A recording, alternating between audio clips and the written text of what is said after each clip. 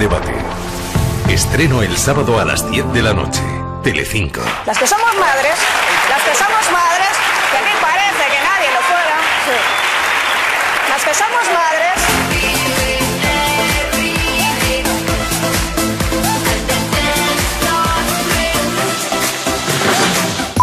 Hoy vamos a hablar de Sálvame Deluxe y El Gran Debate, los dos grandes programas de entretenimiento de Telecinco de los fines de semana que no están pasando por su mejor momento.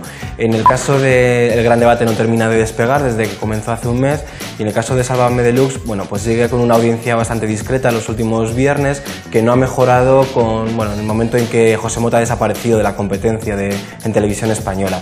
Yo creo que Sálvame Deluxe lo que está ocurriendo es que está acusando un poco el hecho de haber exprimido al máximo las tramas, los conflictos y los personajes habituales en Sálvame Diario, que sí que triunfan por la tarde en Telecinco, pero quizás en el prime time no triunfan tanto.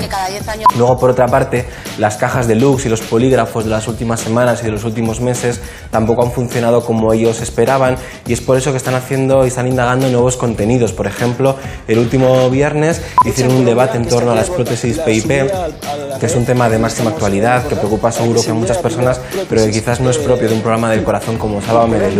Yo creo que lo que tendría que hacer es seguir indagando en la línea del corazón, puesto que es un programa de corazón, pero abrir un poco el espectro, buscar nuevos colaboradores y nuevos personajes para entrevistarlos, para que el programa no sea tan endogámico, es decir, recurrir un poco a personajes que en otros momentos sí que estaban de actualidad, pero que ahora mismo están desaparecidos por la sobreexplotación y la sobrepresencia de los colaboradores que están tanto por las tardes como en el programa de prime time.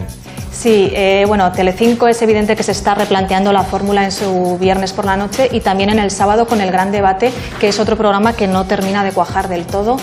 Es evidente que la cadena tenía que dar un giro radical al formato de La Noria en el prime time de los sábados, después de la polémica de La Noria. Creo que ha acertado al mantener a Jordi González y a Sandra Barneda, porque en un principio se planteó prescindir de ellos, sobre todo de él, porque pensaba que estaba demasiado su rostro vinculado al problema, y al final se ha demostrado que no hay tantos buenos presentadores en España como para sacrificarlo, y creo que eso ha sido un acierto. También creo que el programa, lo que es el formato, acierta en la forma. Creo que han conseguido que el espectador perciba que es algo nuevo, que es un programa ambicioso, potente, con rigor periodístico. También yo valoro que haya más movimiento de tertulianos, porque siempre nos quejamos, sobre todo en La Noria, de que siempre aparecían los mismos. Donde creo que está el error es en la elección de los temas y en el desarrollo muchas veces de los mismos. No porque los asuntos que aborden cada semana no sean interesantes, que lo son, porque la sanidad, la educación son temas que nos preocupan a todos, pero creo que no son los adecuados para un sábado por la noche. Choca que una cadena como Telecinco, que de lunes a viernes es tan corazonera, tan dicharachera, por decirlo así, el sábado se ponga tan trascendente, ¿no? Creo que se pueden abordar los mismos temas, pero desdramatizándolos un poco. De hecho, uno de los aciertos para mí de La Noria era que abría siempre con corazón, siempre había famoseo en el primer tramo del programa. Eso era un acierto que ahora se ha perdido con El Gran Debate y se está notando en la audiencia, porque el Gran Debate es un programa que ha perdido mucho perfil mujeres, y eso también se traduce en una menor cuota general.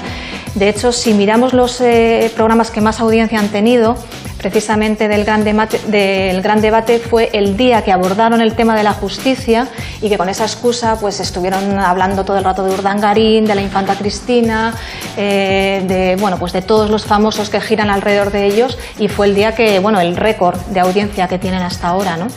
Yo echo de menos la parte del debate de La Noria, que yo creo que lo que se debería haber transportado al Gran Debate, esos debates evidentemente políticos, donde se discutía varios tertulianos, unos eran de izquierdas, otros de derechas, y daba igual el tema que se tratara, que lo que importaba era ver a unos tertulianos muy carismáticos que coincidían con tus ideas políticas, y otros tertulianos que estaban justo en la parte contraria.